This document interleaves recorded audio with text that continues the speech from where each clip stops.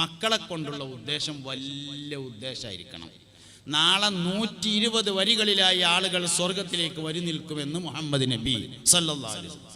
അതിൽ 90 വരി എൻ്റെ ഉമ്മത്തായിരിക്കും നബി തങ്ങൾ പറഞ്ഞിട്ടുണ്ട് സല്ലല്ലാഹു അലൈഹി വസല്ലം. പഠിച്ചോനെ അങ്ങനെ ഉണ്ടോ? എന്നാൽ അതിലൊരു 4 എണ്ണം എൻ്റെതും. ഉദ്ദേശം ക്ലിയറായി.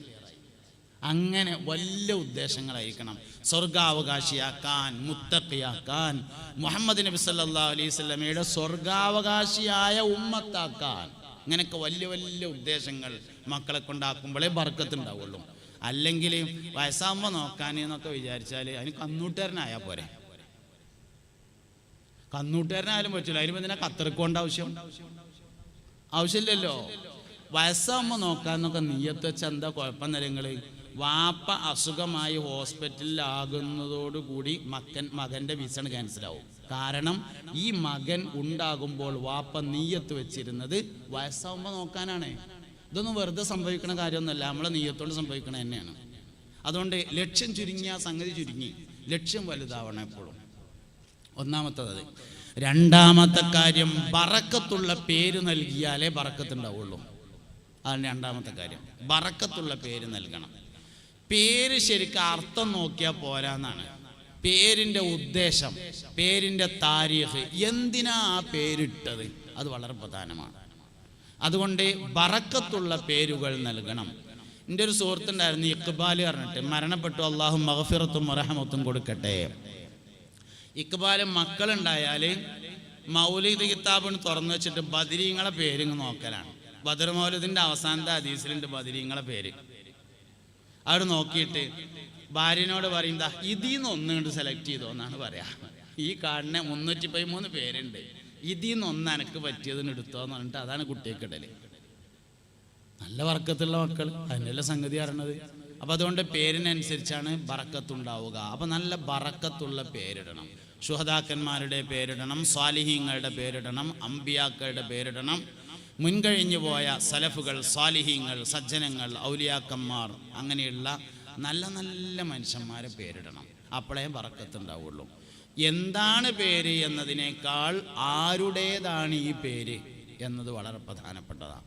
ആണുക്കിടുമ്പോഴും ഇപ്പോൾ പഴയകാലം പോയിട്ട് പുതിയ കാലത്ത് പഴയ പേരുകളൊക്കെ മടങ്ങി വരുന്നുണ്ട്. ഇപ്പോൾ പെൺകുട്ടികൾക്കൊക്കെ ആമിന, ഫാത്തിമ എന്നൊക്കെ ഇടൽ തുടങ്ങിയിട്ടുണ്ട്. പക്ഷേ ഫാഷനായിട്ട് ഇട്ടതുകൊണ്ട് കാര്യമില്ല. ഫാത്തിമ ബീവിൻ്റെ പേരൈക്കോട്ടെ എൻ്റെ കുട്ടിക്ക് എന്ന് കരുതിങ്ങാണ്ടിടുമ്പോഴേ വർക്കത്തുണ്ടാവുള്ളൂ. പുതിയ മോഡൽ അങ്ങനെയാണ്. എന്നാൽ പിന്നെ അതന്നെ ആയിക്കോട്ടെ പറഞ്ഞ മോഡലേ ഉണ്ടാവുള്ളൂ. ഉദ്ദേശത്തിനനുസരിച്ചേ ഉണ്ടാവുള്ളൂ. അതാണ് ഈ പറയണത്. ഇനിയിപ്പോൾ ഇത് കുട്ടികൾക്ക് പേരിടുമ്പോൾ മാത്രമല്ല കേട്ടോ, ഇത് എല്ലാ സാധനത്തിനും പേരിടുമ്പോഴും അങ്ങനെ തന്നെയാണ്. നമ്മളെ കമ്പനിക്കൊരു പേരിടുകയാണ്, ബറക്കത്തുള്ള പേരിടണം. അറബി ആവണം നിർബന്ധമൊന്നുമില്ല, ബറക്കത്തിനെ അറിയിക്കുന്ന പേരായിരിക്കണം. നമ്മളെ കോഴിപ്പീടിയൊക്കെ ഒരു പേരിടുകയാണ്, ബറക്കത്തുള്ള പേരിടണം. നമ്മൾ ഹോട്ടലിന് പേരിടുകയാണ്, ബറക്കത്തുള്ള പേരായിരിക്കണം. ഹോട്ടലിൽ കയറുമ്പോഴും നോക്കണം എന്താ പേര് എന്ന്. പേര് നോക്കിയിട്ട് കയറിയാൽ മതി. തമിഴ്നാട്ടിലേക്ക് എന്നാൽ നടന്നോളണമെന്നില്ല, കേരളത്തിലൊക്കെ നടക്കും. നടക്കാത്തടത്ത് പിന്നെ അതിനനുസരിച്ച്, നടക്കുന്നിടത്ത് പേര് നോക്കിയിട്ട് കയറിയാൽ മതി. ബറക്കത്തുള്ള പേരാണോ ബറക്കത്തുണ്ടായിരിക്കും. നമ്മളൊരു സാധനം വാങ്ങുകയാണെങ്കിൽ എന്താ അതിൻ്റെ പേര് നോക്കണം. ബറക്കത്തുള്ള പേരാണോ ബറക്കത്തുണ്ടായിരിക്കും. അപ്പോൾ പേരിൽ ബറക്കത്തുണ്ട്, ബറക്കത്ത് പേരിലിരിക്കുന്നുണ്ട്.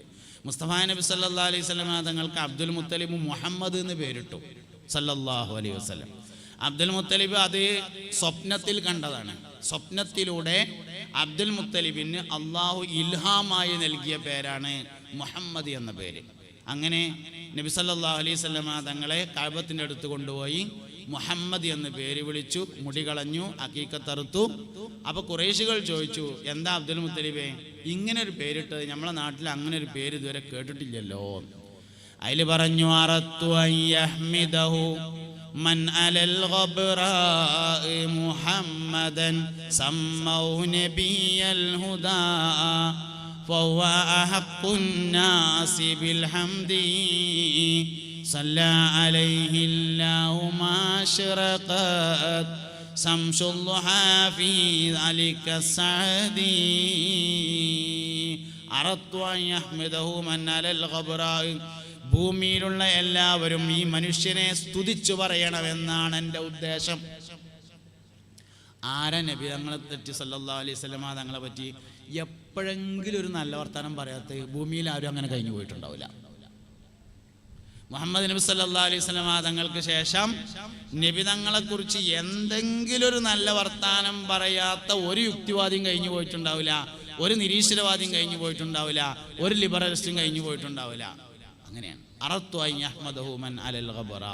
പിന്നെ നബി സല്ലല്ലാഹു അലൈഹി വസല്ലമയുടെ പേരിന് തന്നെ ഒരു പ്രത്യേകത ഉണ്ട് എന്നാണ്. ആ പേര് ചീത്ത പറയാൻ പറ്റാത്ത പേരാണ്. കാരണം മുഹമ്മദ് എന്ന വാക്കിനർത്ഥം സ്തുതിക്കപ്പെട്ടവൻ എന്നാണ്. അപ്പോൾ ഒരാൾ ചീത്ത പറയാൻ ഉദ്ദേശിച്ചാൽ എടാ സ്തുതിക്കപ്പെട്ടവനെ അനക്കം കാണിച്ചു തരാമെന്ന് പറയാൻ കഴിയൂലല്ലോ. കാരണം അത് ആ പേരിനോട് യോജിക്കൂല.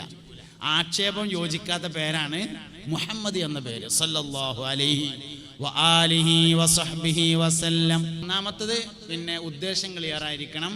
രണ്ടാമത്തേത് പേര് ബറക്കത്തുള്ള പേരായിരിക്കണം, ബറക്കത്തിൻ്റെ മേൽ അറിയിക്കുന്ന പേര്. മൂന്നാമത്തെ കാര്യം ഹലാലും തൊയ്യിബുമായ ഭക്ഷണം കഴിക്കാൻ കൊടുക്കണം. ഒരു മനുഷ്യൻ്റെ ജീവിതത്തെ ക്രമപ്പെടുത്തുന്നതിൽ അവൻ്റെ ഭക്ഷണത്തിന് വലിയ സ്വാധീനമുണ്ട്. ഒരാള് കള്ളനായി എന്ന് വിചാരിക്കുക, എന്നാൽ ആദ്യം അന്വേഷിക്കേണ്ടത് എവിടുന്ന് ഓൻ തിന്നിയുന്നത് എന്നാണ്.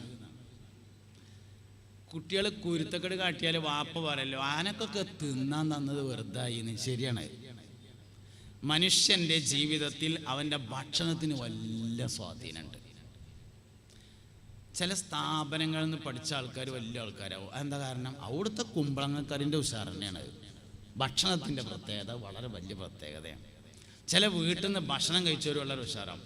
നമ്മളെ പഴയകാലത്ത് ജീവിച്ചിരുന്ന നമ്മളെ വീരാനവലിയ പാപ്പ അങ്ങനെയൊക്കെയുള്ള ആളുകൾ അവർ സഞ്ചാരികളാണ്, എല്ലായിടത്തും ഇങ്ങനെ യാത്ര ചെയ്യും.